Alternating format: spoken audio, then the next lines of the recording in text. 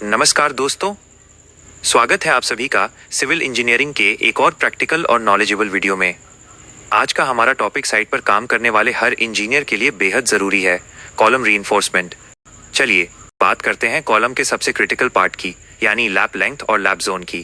Site execution में column की lapping करते समय इन नियमों का पालन करना बेहद ज़रूरी है, ताकि भूकंप जैसी आपदाओं के समय हमारा स्ट्रक्चर पूरी तरह सुरक्षित रहे। कॉलम का आदर्श lapping zone, ideal lapping zone.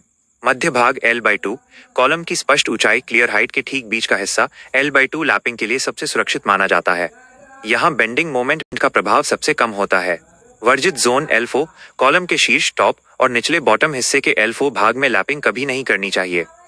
Beam column joint के पास होने के कारण यहाँ सबसे अधिक तनाव और बेंडिंग मोमेंट पैदा होता है।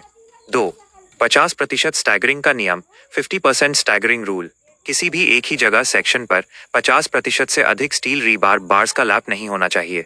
अगर कॉलम में 4 या 6 सरिये हैं तो आधे सरियों का लैप नीचे और बाकी आधों का लैप थोड़ा ऊपर होना चाहिए।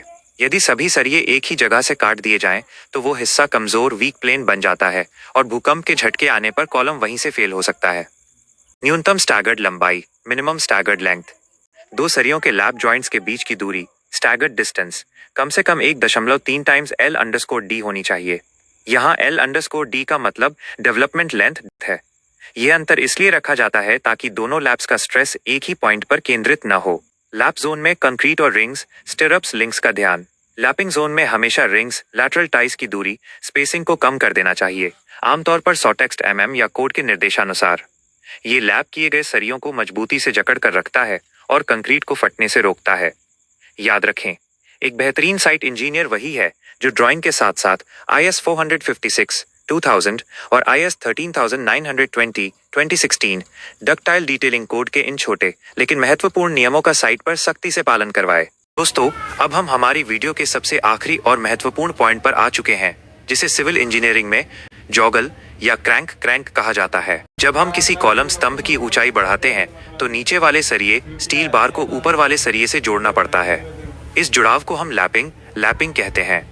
यदि हम सीधे सरिये के ऊपर दूसरा सरिया रख देंगे तो कॉलम का अलाइनमेंट बिगड़ जाएगा और सरिया अपनी सही जगह से हट जाएगा। इसी समस्या से बचने के लिए नीचे वाले सरिये के ऊपरी हिस्से को हल्का सा मोड़ा, बेंड किया जाता है, जिसे जॉगल कहते हैं। ये ऑफसेट इसलिए दिया जाता है ताकि ऊपर और नीचे के दोनों सरिये एक ही कतार कोएक्सियल इन लाइन में आ सकें। भारतीय मानक IS 456 और SP 34 के अनुसार इसके नियम। हमारे भारतीय स्टैंडर्ड्स IS 456 और SP 34 के मुताबिक जॉगल देने के पीछे 2 मुख्य कारण होते हैं। 1. कंक्रीट कवर एक समान रहना। यह ऑफसेट यह सुनिश्चित करता है कि पूरे कॉलम में सरिये के चारों तरफ कंक्रीट की परत, क्लियर कवर, बिल्कुल बराबर और एक समान बनी रहे। 2. जॉगल का ढलान स्लोप कोड के अनुसार जॉगल का ये ढलान हमेशा 1:6 के अनुपात में होना चाहिए, यानी हर 6 यूनिट वर्टिकल ऊंचाई पर 1 यूनिट हॉरिजॉन्टल झुकाव। शॉर्ट में कहें तो जॉगल लेंथ कॉलम की मजबूती, सरियों के सही अलाइनमेंट और कंक्रीट कवर को हर कोने में बराबर बनाए रखने के लिए बेहद जरूरी है। इसके बिना कॉलम में कमजोरी आ सकती है।